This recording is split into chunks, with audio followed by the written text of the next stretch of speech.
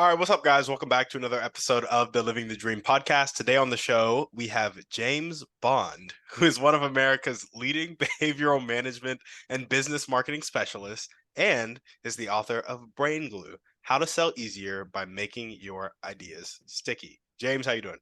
Pretty good. I guess you can tell my parents must have had a sense of humor, right? Yeah. Even though we talked before the podcast, when I was introducing you as James Bond, I just had to chuckle a little bit. I love it. But your book, Yeah, like I was telling you, I called this guy named Jesse James, who was an investment banker. That's a perfect name for a banker, a bank robber, right? yeah. Jesse James. When I called, I said, "It's Jesse," and she said, "Who's calling?" I said, "James Bond." She said, "Yeah, right," and hung up on me. I had to call back. "Hello, I was really calling for him." Yeah, no, absolutely. I think that is so. Was it ever annoying at any point in your life, the jokes that would come? Yep. Yeah, I gotcha. Yep. But it's fun. We've got to get people to laugh. And so there we go, James. The hard thing is I go to I'll go to a meeting or something. There'll be like 200 people there, and like everybody knows my name. You Oh, know, yep, so I yep, got to yep. remember people's names.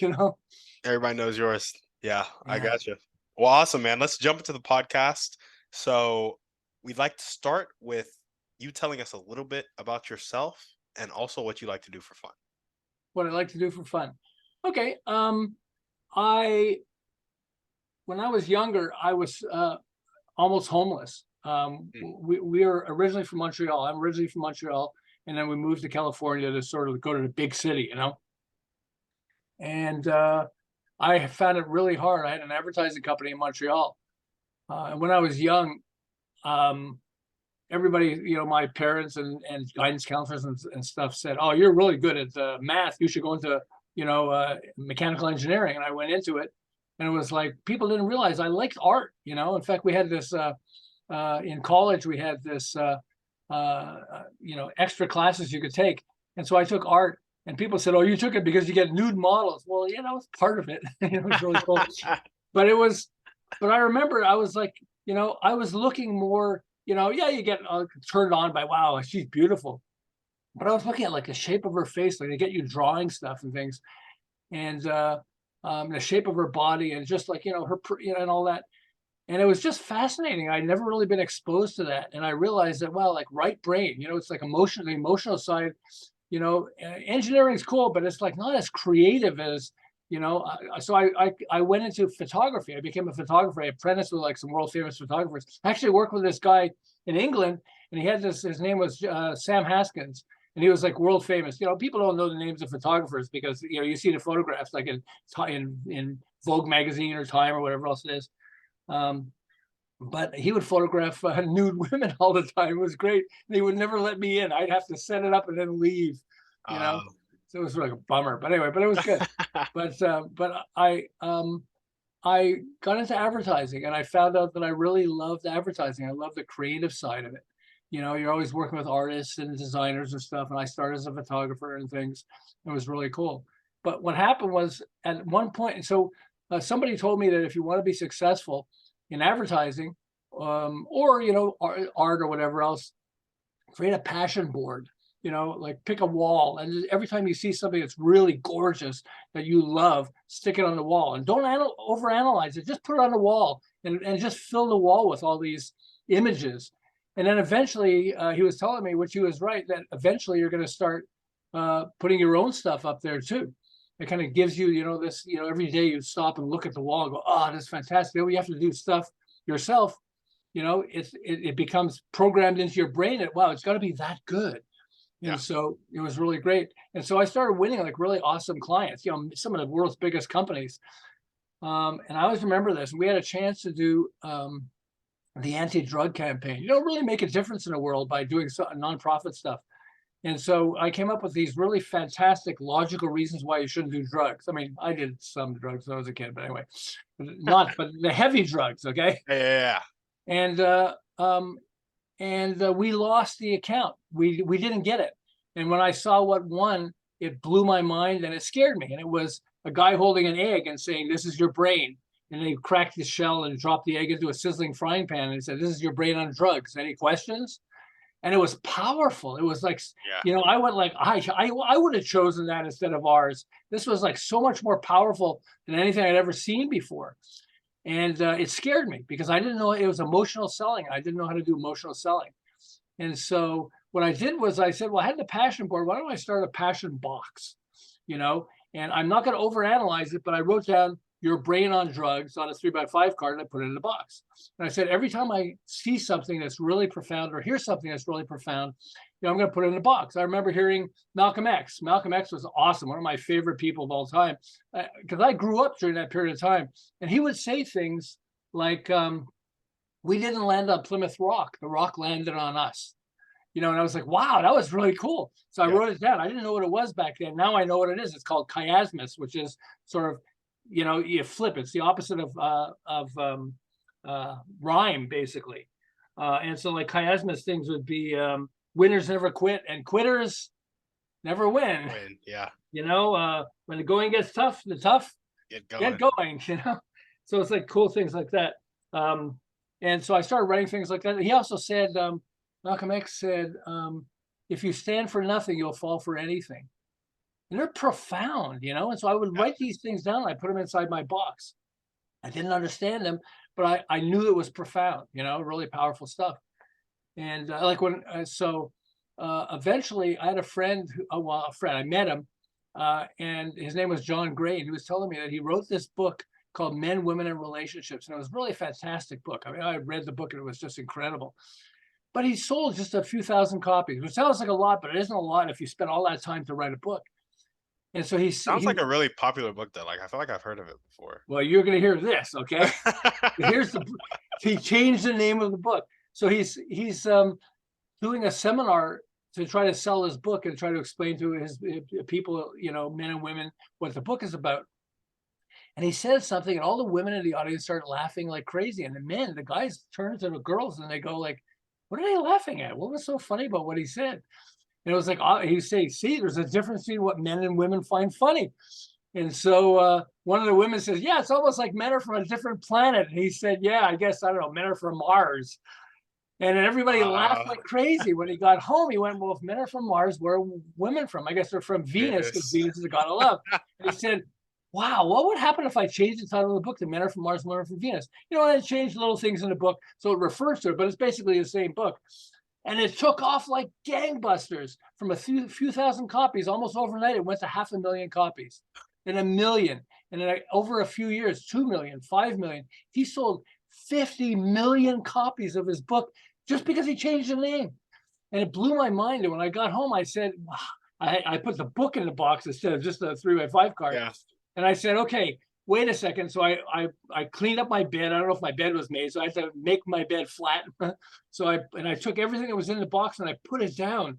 And I said, I want to see if there are patterns, if there are patterns that I can understand about, like how you get people emotionally engaged. And Men Are From Mars, Women Are From Venus is an analogy or a metaphor. And then I realized that this is your brain on drugs. Your brain is not an egg. This is your brain on drugs is a metaphor too. And I went like, oh, metaphors. That's interesting. You know, and then so I started going through it. And Rocky Road Ice Cream or Shark Tank. It's not a tank full of sharks. I mean, if you're on it, it probably feels like it, by the way. Yeah. You know, but it's a metaphor, Shark Tank. And it's cool. If its name was Investors Club, you think as many people would watch it? No, I don't think so. Shark Tank is a cool name, you know. And so I was reading about Rocky Road ice cream. It's not made of rocks. When you open it up, you get rocks mixed with your ice cream. No, you know, but it actually made Dreyer's ice cream. They invented the first time you mix ice cream, because before then it was like, you know, it was ages ago, but it was you know, you have chocolate, vanilla, strawberry ice cream. And they said, what happens if we mix nuts with it and marshmallows with chocolate ice cream? And what are we going to call it? Well, they came up with the name Rocky Road, and the sales took off like gangbusters. Yeah. And also, Rocky Road, it has alliteration, which is a repetition of sound. Rocky Road, you know? Mm-hmm. And so I started investigating that, and I went like, wow, look at it. What else has alliteration? Coca-Cola, PayPal, TikTok, you know, Bed Bath and Beyond. I mean, you think it's a coincidence that these massively successful companies or products have alliteration? No. I started realizing there are patterns. And when you understand the patterns, you can start applying it. So I had this woman who says to me, well, these are really cool. I have my son and he's 14 years old. Well, first she gave me two questions. One is I have my two boys who are twins and I can never get him to bed. I read, a little story or part of a story and I want him to go to bed. So we came up with this rhyme and we tried it. And we said, when the story's done, I have to remember this. When the story's read, we go to bed. Okay. Mm. And she says, okay, repeat after me, kids. When the story's read, they said, we go to bed. So, okay. And she said, I tried it. I read the story. And the kid said, can you read us another one? I said, no. When the story's read, and they said, we go to bed. I said, okay. She said, it worked. Then she said, so I've got my 14-year-old boy. And he said, he asked me a question. And the question is, why do we have to follow so many rules in life? Why do we have to follow so many rules? So we're sitting and thinking, I came up with this thing with her of first an analogy, okay, or metaphor. So I said, well, tell them if you're thirsty, you could drink out of the toilet, but why would you want to do that? Yeah. Okay. And then we came up with a rhyme and we said, okay, rules. What else? What rhymes with rules? Fools. So here's the phrase that we said. Okay. We said, she said, well, you were asking me why you have to follow so many rules, right? And he said, yeah. He said, so she said, well, if you get thirsty, you could drink out of the toilet, but why would you want to? Remember, only fools don't follow rules. And she said, it's amazing. He looked at me and went, oh, that makes sense. I mean, does it really make sense? I don't know, but it was like, yeah. So it was just, it's a riot. It's a lot of fun. That's epic. Oh, that makes sense. Yeah, really. When a 14-year-old says that, you got to count your blessings because they, we were all 14 at one point, Oh, yeah. Oh, yeah. Like, no, Ed, no, I don't believe any of that stuff. So right now I'm hearing that analogies and alliteration are really effective for kind of capturing people's emotion and kind of playing on it with words. Well, there are other things too. I mean, there's Kurt Cobain had this song, Smells Like Teen Spirit, okay? Smells like, what does Teen Spirit smell like? Ugh, it smells like a locker room. I mean, what is, because he's using what I call sense elevation. There's I'm old enough to remember plop, plop, fizz, fizz, oh, what a relief it is for Alka-Seltzer. And by saying plop, plop, fizz, fizz, oh, what a relief it is, it's like, whoa, it's waking the, the senses, you're imagining, you can practically hear the sizzling as you hear it. And so there are all these different layers of things that are pretty cool. Is this all in your book, Brain Glue? Oh yeah. Yeah. I put it 14 of them I have. It's really fun. I have this thing. So I saw this because I'm really, I've been doing this for 35 years. I'm really old. Okay. I'm over the hill. So I've got a lot of things. So I found out this thing, which is really amazing. There's a famous ad by this guy, David Ogilvy, and he has a guy with an eye patch wearing shirts, and it's for Hathaway shirts. And it made Hathaway into a multi-million-dollar company because it had this guy with an eye patch. And it's called, I want to remember what the name is called. It's called asymmetry, which is we're used to balance. We like to see, it's why we watch crappy movies to the end or crappy TV shows, because if they introduce a problem, my wife is sitting and watching a show. I said, is this any good? She said, no. I said, well, why are you watching? I said, well, I got to see how it turns out. Yeah. Yeah. So I'll give you, what's the most powerful tool of human interaction that exists? I'm using it now, aren't I? Can you tell what I'm doing? I'm asking a question. Questions. Yep. Questions are powerful because the brain is trained that if you hear a question, you need to answer it, or it's basically how it works. That's why questions can be really powerful. So it's because of alliteration. It's like the brain's need for completion. If you hear a joke, you're waiting for the end. So I heard somebody say, fool me once, shame on you. Fool me twice, congratulations. Now most people know it's fool me twice, shame on me, Yeah. So you're ready for it. So comedians know this and they trick you, okay? So here's a Marilyn Monroe thing that really blew my mind. So Marilyn Monroe has a beauty mark on the left side of her face, on her cheek, okay? Yeah. Well, when she was Norma Jean and she was on her way to becoming famous, and she was really smart. A lot of people thought she was like a dumb blonde. She was really smart, but she watched this lady named Jean Harlow, who was really famous before her. Okay, an early actress, and Jean Harlow had platinum blonde hair. So Marilyn Monroe actually got the woman that dyed Jean Harlow's hair to dye her hair the same color. So it'd be really cool because Jean Harlow was, she was getting older, but she was a famous actress. So she figured that would really be cool. And Marilyn Monroe has this beauty mark on her face, but she would cover it up with makeup. But then she noticed photographs of Jean Harlow, and sometimes she had a birthmark on her face, and sometimes it was on her chin. And she went, wait a second. I bet she doesn't have a birthmark. She's just putting it on her face to attract attention to herself.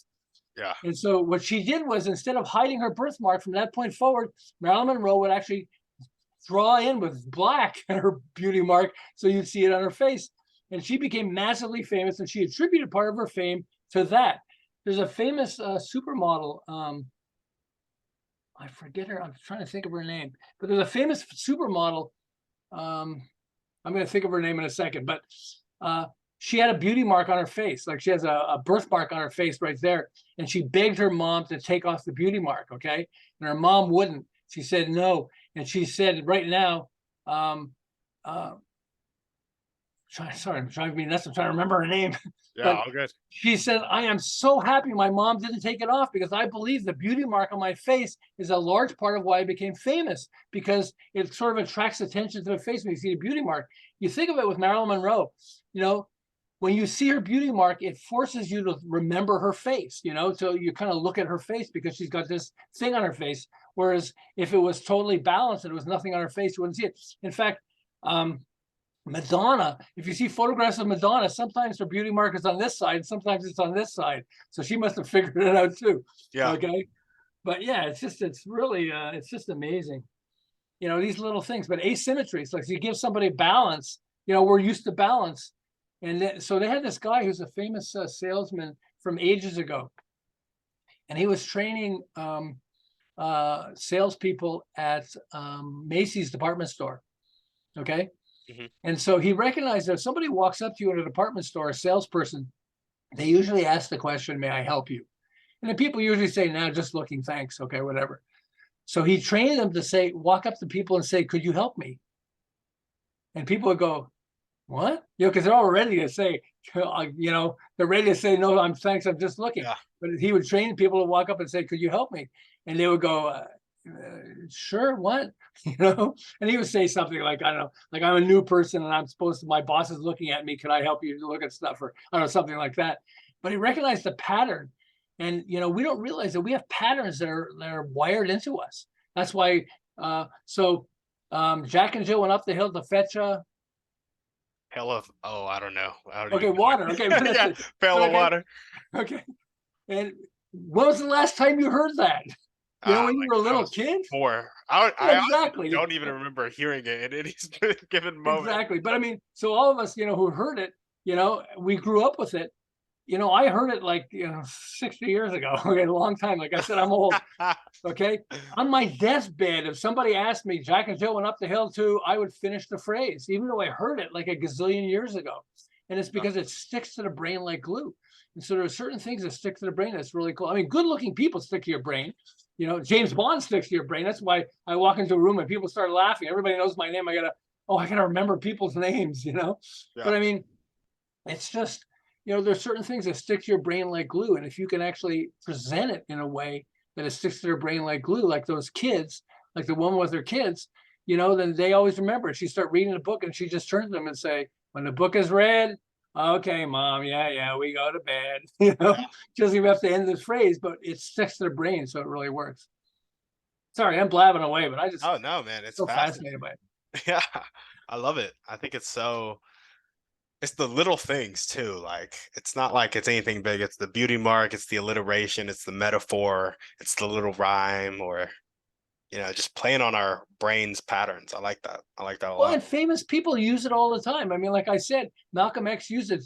You want to say something really important, like, "Hey, we've got it harder than you guys realize," And so he said, "Well, you guys all talk about how you landed on Plymouth Rock. Well, you landed on Plymouth Rock, but the rock landed on us. And that became powerful because people would hear it and go like, whoa, John F. Kennedy about the same time, before he got assassinated, it's a whole other story.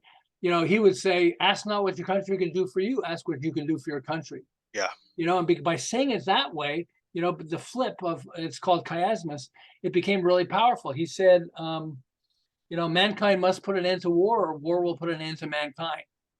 Yeah. And that's powerful when you hear it that way. I love Mae West, was like from ages ago, but she was, she got arrested for creating this play called Sex. She was really, she crossed the line and had lots of fun with it. So here's some of her Mae West lines. It's better to be looked over than overlooked. Okay. Women like a man with a past, but they prefer a man with a present. Yeah. Yeah. Hey, where's the present? Women, when women go wrong, men go right after them. Good girls go to heaven, bad girls go everywhere.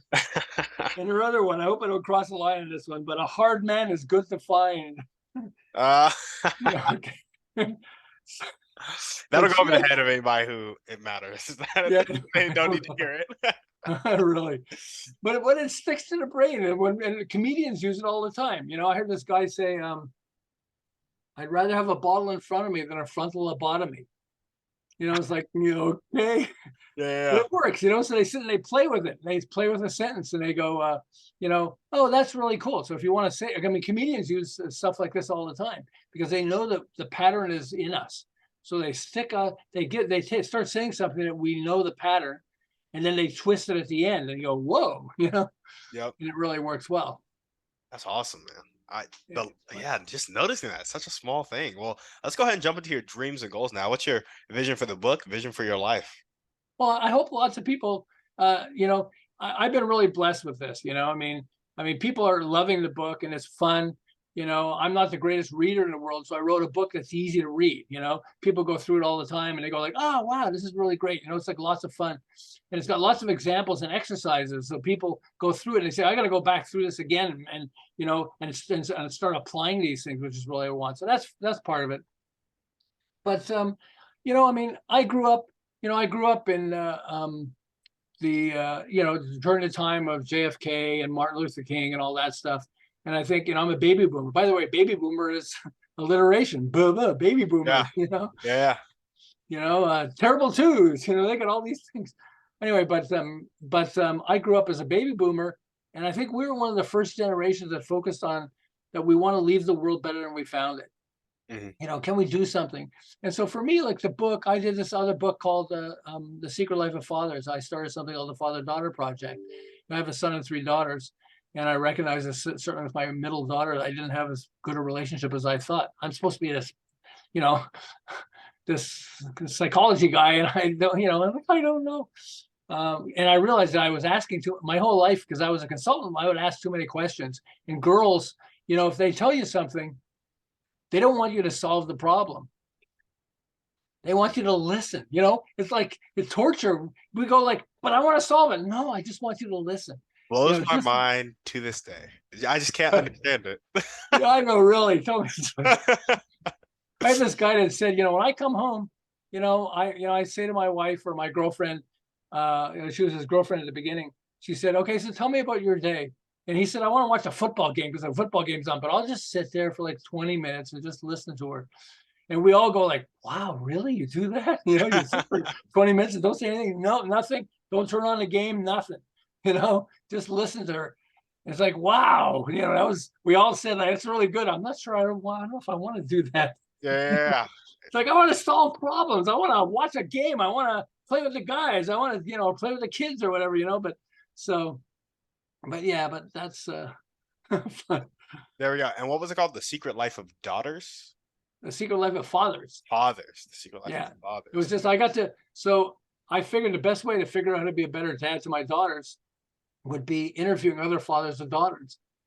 And so I just, and because I ran a behavioral management company, so I asked deep questions, but I knew how to ask it so guys wouldn't get turned off by it. You sort of go slowly into it and then you ask them a question, then you back up and do a joke or something, then you can go back deeper into questions. It's almost like going underwater, You go underwater the first time, you can hold your breath for so many seconds. You come up, now you go under a second time, you can hold your breath for longer. So I figured so that questions are the same. I can ask deep questions, I get up, then I go ask deeper questions. I had guys, crying on the call. But the most common thing, about a third of the guys, I would ask a question. It was on recorded calls. I would ask the question, and they would take a long time to answer it, and they would apologize. Sorry, it's taking so long. I said, no, don't worry. I'm here. You just take your time, and by doing that, they would answer the question and give a really strong, deep answer. But but that was fun. And what'd you learn from that? That I'm not the only father that has a hard time with the daughters. That girls are different than guys, like boys. I'll talk to my son. I got a son and 3 daughters. Hey, Jordan, how's it going? I'm not too bad. Anything doing? No, not too much. Oh, great. Hey, I just had a good conversation with Jordan. With my daughters, it's TMI. Let me tell you about my sex life. Really? Do I have to hear this? It's like, like, no. In fact, in the beginning of my book, I'm not going to say the punchline in this, but it's on page 2, and it's my 4-year-old didn't want to have sex with my 4-year-old daughter didn't want to have sex with the boy next door. It's actually pretty profound. I think when people read it, they go like, "Whoa," But it's like, what? But yeah, the stuff you get, especially with father and daughter. And the most common thing I heard was guys saying, "I wish I had a better relationship with my daughter. I just don't know how." Mm-hmm. And it's because, girls are talkers. I mean, they communicate a lot more. They like, when girls get together with girls, they're just chatting and everything else. We get together, we chat too, but not about the same kind of stuff girls do. Yeah, no. I always wondered, like, Gracie, she's my wife, so good at small talk. Like, I mean, she can small talk for hours. I'll get in a conversation with somebody after like 3 to 5 minutes, if that. I'm like, why are we still talking? Why aren't we doing something? Like, let's go. Welcome to the club. Exactly. Yeah. So I really struggle. And oftentimes I'll just sit there, I'll let her do the small talking. I'll just stay quiet. Well, that's why when I had my kids, it was awesome because I had son and 3 daughters. We'd go someplace and they do all the talking. I'd stand there and they go, "Oh yeah, he's really cool." I'm cool because I shut up. Yeah, exactly. You just It was stand there, awesome. you nod, you affirm, you smile. Yeah, exactly. Yeah. No, it was fun. I Awesome. remember coming home and, my wife was, so we had a trampoline in the backyard and we had like almost all the kids in the neighborhood on our roof jumping onto the trampoline from the roof. Yeah. And I went into Pam and I said, "Pam, I don't know if that's really safe." "Oh, don't worry. They got it under covered, It's like, okay. All the kids in the neighborhood jumping off the roof onto the trampoline. It's like, really? You think that's okay? Of course you go up there and they go like, Dad, it's okay. Go, you're fine, Yeah. we're fine. It's like, okay. I got you. Well, awesome. So we got 2 goals right now. Hope lots of people read the book. And then I just have The Secret Life of Fathers. Are you trying to get that out there? Or are you No, just I've done it and I'm going to improve it and all that stuff. I mean, that one helped me do this one because, I recognize also, it's got to be short and sweet. People, when they read stuff, that's one of the things a lot of people who aren't readers love the book because it gets to the point really, and it has jokes. It's fun because every one of these has jokes involved with it. So it shows you how humor comes out of it, stuff like that. Yeah. So it's fun. And I think you got got to have fun. I think that's one of the, so I think this is a hard time for all of us, okay, with wokeism. And I remember Seinfeld and Chris Rock both were together. They were talking about how they can't do colleges anymore because it's going to offend somebody. It's like, are you kidding? It's humor. Humor makes us feel better. It helps our health. We're actually healthier if we're laughing all the time. I mean, there are famous studies that show that. And like now we can't even do humor. I mean, it's just, we got to get back to, making, laughing. I mean, I tell jokes. I'm terrible at joke telling. Here, I got a joke for you. Okay. All right, hit me with it. So the guy, the maintenance man is hiding in the maintenance closet. And whenever people walk up, he opens the door and screams, "Supplies!" Not surprise, supplies. Yeah. It's a really bad joke. I did this at a company I was working with. And I was there for like about a year. And every time I'd open up somebody's door and say, "Hey, how's it going?" They go, "Supplies," like it's stuck because it was like crappy, or we're trying to make the company better, but hey, supplies. Yeah. I got you. Yeah, that's a dad joke right there, James. Thanks. I was on stage and I was telling, because I'm on stage often, I do stuff for a small business administration, and with volunteer stuff, but it's really great. And I was telling people how terrible I am at telling jokes. So these 3 women came up to me at the break, and they said, "We got a joke you can tell. It'll be perfect." And so he told me the joke, and when I started telling the joke, um, I started telling the joke, and they all had to correct me because I was Yeah, so yeah. bad at telling it. I said, "I told you," That's funny. but of course, see, people still laugh, so that's fun. Yeah. Yeah, it's all good. As long as you get the laughs, whether it's at you or at the joke, Yeah, whatever. exactly. Awesome. Well, what are the top skills you need to develop to kind of get this book out to a lot of people?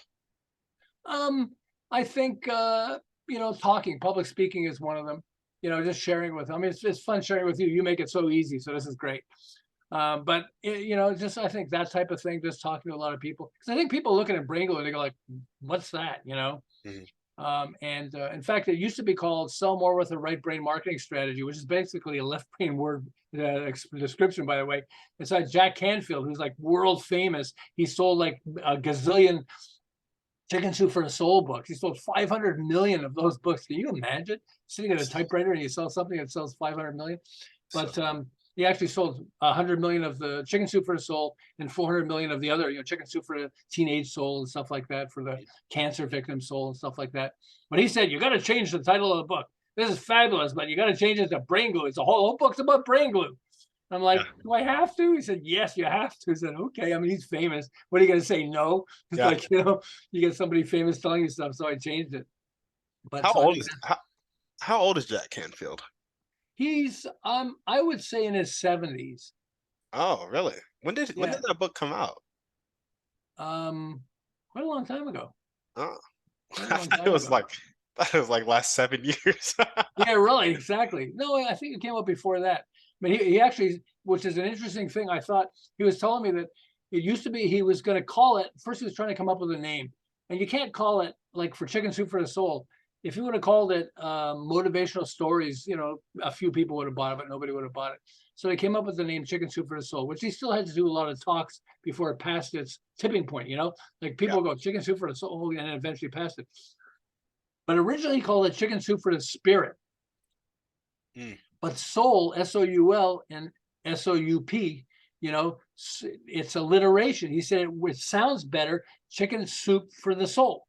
Sounds better than chicken soup for the spirit. It just It didn't does. sound right. It does sound And better. so it's that sound that sticks to your brain, so he recognized that he wanted to do that. That's why he said he got these books and he said, I'm getting everybody in my company has to read these things. I got all these books and I'm not titling them right. It's like, Yeah. okay, when somebody tells you that, it's like who's famous, is like, okay, like, Yeah.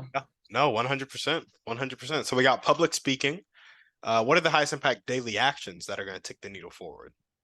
So I think part of it for me is I have a lot of things to do, like I want to do podcasts. So I love the podcast I'm on with you. That makes life really easy. And especially with yours, which is living the dream, right? Living the And dream. it's like we want to do that. We want to let people understand how to live the dream, how to, what is the dream? Okay.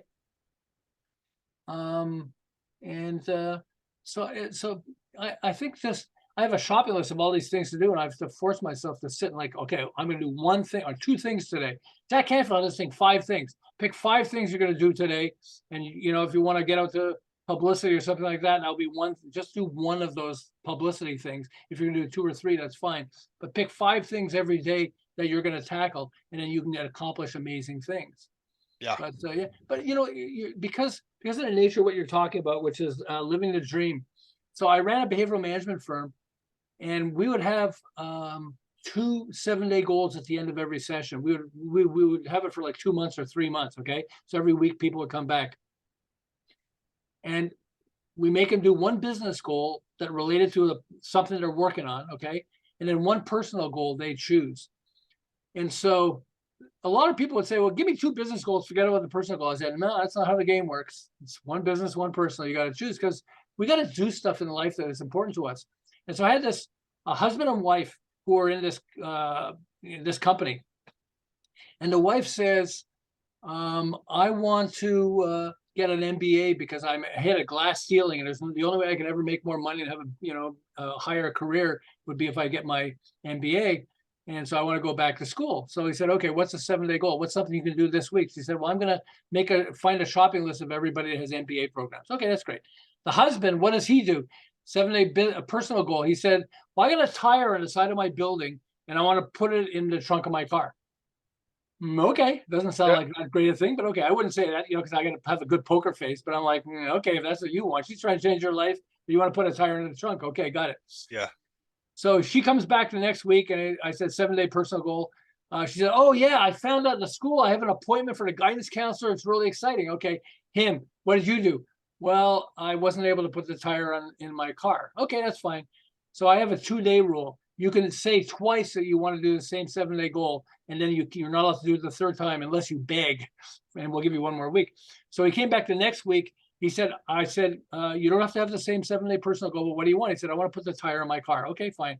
Comes back the next week. Did he do it? No. I said, okay, well, you can't do it anymore. You have to pick something else. He said, please, just give me one more week. I said, okay, fine. He came back the next week and he said, ooh, can I go first? He said, forget the business goal for a second. Let me tell you the personal goal. I was standing in front of my house, staring at the tire. And then my young daughter comes out to me. She's like 13 years old. And she says, hey, Daddy, what are you doing? He said, well, I'm taking that class with Mommy. He says, oh, yeah, well, she's doing all the classes. She's going back to school. What are you doing? He said, well, my goal is to get that tire and put it in the car. She says, that's what you picked? And he said, yeah, but I think the reason I'm doing this because I really don't know what I want in life. And of course, the 13-year-old, she says, me too, Daddy. I don't know what I want in life. 13. But he said, I realized I don't want to put the tire in the car. I'm so used to, like I did okay in school. So I got, guidance counselors told me, my parents told me what to do. And I did this and I got this job because they recruited me. And I've never really had to choose. And so we had to go with him. And I said, well, what do you love? And he says, I don't know. I said, well, come on, there has to be. Do you like songs? What songs do you like? What movies do you like? Let's go through some of that. And as he went through some of this, he realized that he loved art and he actually doodles a lot.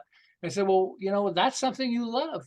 Maybe you could focus on that. And he said, wow, this is, I never even thought of this. I think I want to, take some art classes and I want to see if I can create a cartoon that, maybe I can sell it to magazines or newspapers and stuff. But I've always wanted to do that. I never even thought of it. I didn't think I was allowed to do something that I wanted to do. And for me, it blew my mind. It was like, wow. I have this guy from one of the world's top biotech companies. We did business goals and personal goals. When we did the personal goal, again, focusing on this whole issue of like living the dream, like what's the dream? And this guy is massively wealthy. He's like the number 3 person at this gigantic multi-billion-dollar company. And so he said, business, can I do 2 business goals, no personal goals? No, you have to do a personal goal. Okay, so he said, well, I'm going on vacation for 2 weeks. And I want to go to this place in Canada. We're in Southern California, so I was going to go up to Canada where I can go fishing. But I've also got my 12-year-old son, and I should be spending time with him, and I don't know which one to do. And of course, everybody in the room is going like, duh. And I said, well, what do you guys think? And they said, why don't you take your son fishing? Without kidding, he goes, oh, wow. That's a good idea. It's like, duh. This guy, So when he came back, everybody said to him, what did you do to Ed? And I'm going like, I'm sorry, what did I do? They said, you can't get him to shut up. We can't get him to shut up talking about his son. He's telling how amazing his son is and his son does this. It's like, what did you do?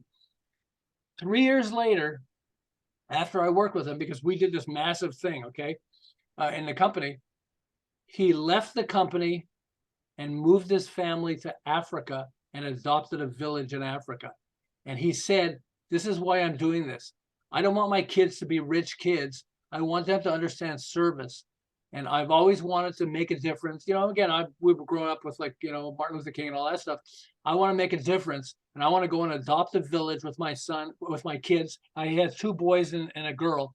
And I want them to start doing stuff. Like we're going to build a school for them. We're going to teach them. We're going to bring in the educators and stuff for other people. We're going to try to make it so it's going to be a real village.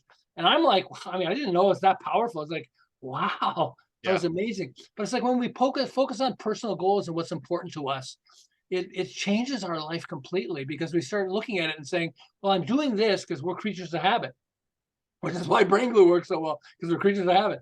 But we're creatures of habit, but sometimes we have to back up and say, like, what do I really want in life? Like, what's really important? And when we start to address that, when we start to recognize that, it just becomes really powerful. That's why, one of the questions you were asking me in that questionnaire you sent, I was going like, well, what do I do to sort of get, to connect with that? And for me, it's music. Mhm. My mom, we had a hard time with my mom. I had a bad relationship with her. Later on, she was dependent on me as she got old, which was interesting how God does these things to you, like she tortured me and now I'm the one that takes care of her, But anyway, I Yeah. know she was awesome. But I remember I would sit down and I would listen to music, and music saved me. Music it would build my passion. It was like so different. And today, my kids would always, I'd be walking up and down the hall playing a song, and they'd be walking behind me up and down the hall, like dancing with dad. Yeah. Uh-huh. But, but yeah, it's just as when you connect with stuff that makes you passionate, that triggers passion in you, it's just, it makes us alive. I saw this guy who had a t-shirt that said, life sucks and then you die. And I'm like, no, no, this is life right now. We're living it right now. Yeah. This is not a practice for, hopefully there's more after this life. But Yeah. this isn't a practice. This is life, and this is gives us an opportunity to not get that T-shirt. Life sucks, and then you die.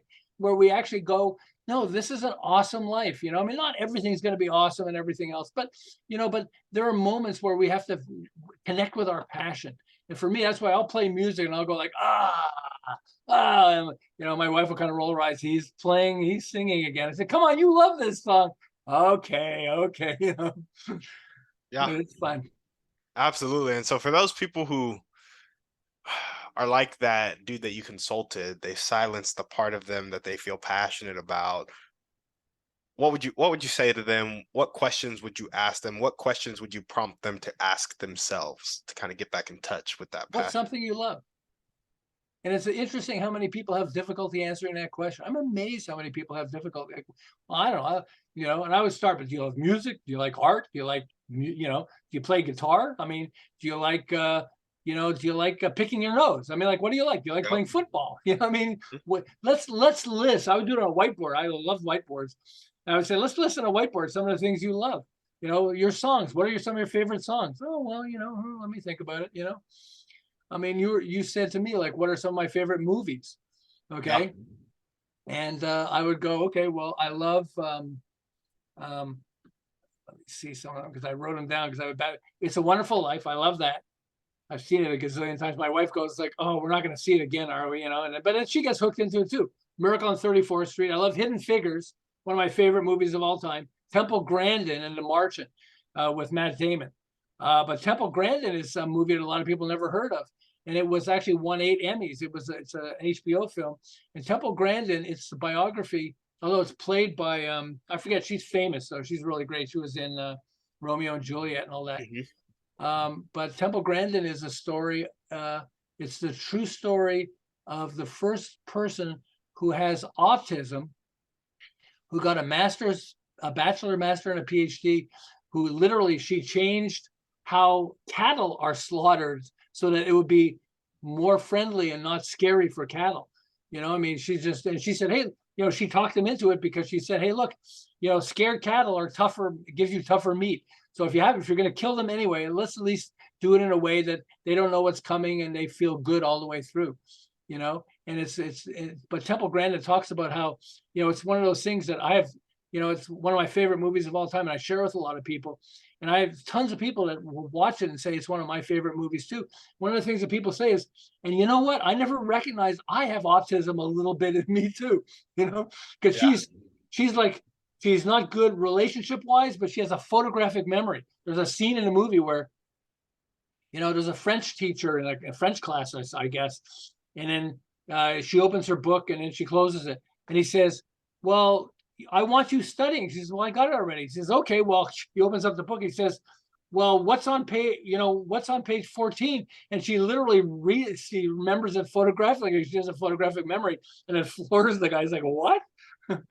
Yeah. And so, but it's really, but stuff like that. I think when we connect, first I went, oh, do I have to do this and answer this question? But then when I started doing it, I went, oh, I love this. Oh, I love that, and it's just, it really connected with me so much. And it was like, it starts tapping into the emotional parts Yeah. of what makes us passion is so important for us, as is humor. Uh-huh. Uh-huh. Yeah, no, I completely agree. I'm curious on that photographic memory thing. Has there ever been any person who has developed a photographic memory, or do you have to be born with it? She was born with it, and Yeah. it is a part of autism. A lot of autistic people have photographic memories. I mean, like literally, they'll show her a page and then turn up the book down, and she can tell you exactly everything that's on the page. I don't know how the brain has that much space to be able to remember all that stuff. But they would show it in a movie because they would say, well, think of a horse. She'd go, horse. I went horseback riding. Here's a joke about a horse. Here's this, and all these things go through her brain because she can't turn it off. Yeah. You Yeah. know, it's really amazing. There's some people have photographic memories, not me. I guess I was curious because I had the world's fastest reader on the podcast, and he said he reads so quickly by training his brain to turn on the part where instead of reading word by word, it's as if he's watching a movie. And so, to the extent that we can remember the scene in a movie, we can look at the page of a book and remember it like a scene of a movie. And Right, then he was like, "That's why I can read so quickly." And then he trained kids to do this as well, and they could retain the information. And like within a week, I think he had seventh graders read a college textbook and pass a college exam using the wow, reading technique. And so I'm just curious, like, can that extend to other parts of our life where it's like, yeah, we can kind of read faster using by training, but like straight up photographic memory, like you have the savants in New York who will like right, they take a 2 day ride over New York and then draw the whole city from memory in right, extreme right. detail. I'm Oh like, yeah, did you see that guy who was? yep. Oh, it was amazing. And they said they did a photograph, which he didn't see the photograph, and it's like the same. It's amazing. Yeah, I epic. That's amazing. But Absolutely no, epic. I don't know. I don't think you and I could be taught that. No, no, no, no, no. That's I a have trouble little drawing a straight line. yeah. Same, same. The nude models didn't help you with your art skills. No, let me tell you, it was. I almost didn't want to take my no. Anyway. Um, well, let's go ahead and wrap this up. We're gonna ask you one more question. We're just gonna skip some of the regular questions. What is your favorite belief about yourself? Um, that I'm not. I have two. One is that I'm not perfect by a long shot. Hmm. Okay, so for me, my life is about learning and sharing what I learned, and I love that. And the Yeah. second one is, and I didn't realize until I got older, but I love being a teacher, but I have to earn it, and that means I have to have something that's so new or different and it's fun to share it. It gives me a sense of that my life is purpose. If I was in a store with my a grocery store with my wife and this old lady because I do a volunteer coaching for entrepreneurs at through the Small Business Administration, and this lady she must be like in her 90s, and she came up to my wife and me and said, "Oh, your husband is so amazing." She's her and this other old lady have this button shop. They import buttons from around the world, really cool buttons. They don't even look like buttons. It says he helped my best friend and me with our button shop, and he's amazing. It's like, thank you. Yep. It's like you have to be humble. I mean, I'm not pompous at all. I mean, I just hope that I can make a difference. But I think that's stuff like that. If we can make a difference in somebody's life, if we can help somebody, that's just to me, that's the greatest. 100%. I love it. As you were doing. I mean, hey, I know people are probably glued to I certainly am, but your podcast because it's just, you're fascinated and you're sharing your fascination with everybody else. And I think we love your curiosity, and you just pick really people with really great topics. So, Yeah. and then me too. So, what can I There you say? go. You too. I appreciate that, James. Well, awesome, man. I think that's all we got for you on the show today. Thanks so much for coming on. Oh, thank you very much for having me. Of course, it was great to have you, and I'm gonna have to get a copy of Brain Glue because I feel like that can be used very much so to, you know, get my product out there, sell my products. So Absolutely, it's fun. It's because your brain starts going like, oh, because you start recognizing stuff you see all over the place, but you never thought of it as like a process. And yeah, when you think of it that way, I can do that. Oh, it's I really cool. I feel like it'll specifically help with copywriting for ads in the future. Yep, yep, yep. It does. Absolutely. And go to braingluebook.com is an easy way to do it. Just braingluebook.com. It'll take you right to the Amazon page. So you can sort of read through some of the book on it. They let Amazon lets you read some of the book and stuff, which is cool. Yeah. There we go. Well, awesome. If you guys are listening to this and you loved what James had to say, make sure to hit him up, buy a copy of his book, and then send a copy to a friend. We will all the links to do so will be down in the show notes. Thank you guys for listening, and James, thanks for coming on. Oh, thank you so much. This was fun. You're a blast. Of course, of course. We will see you guys on the next one. And on that note, we're out.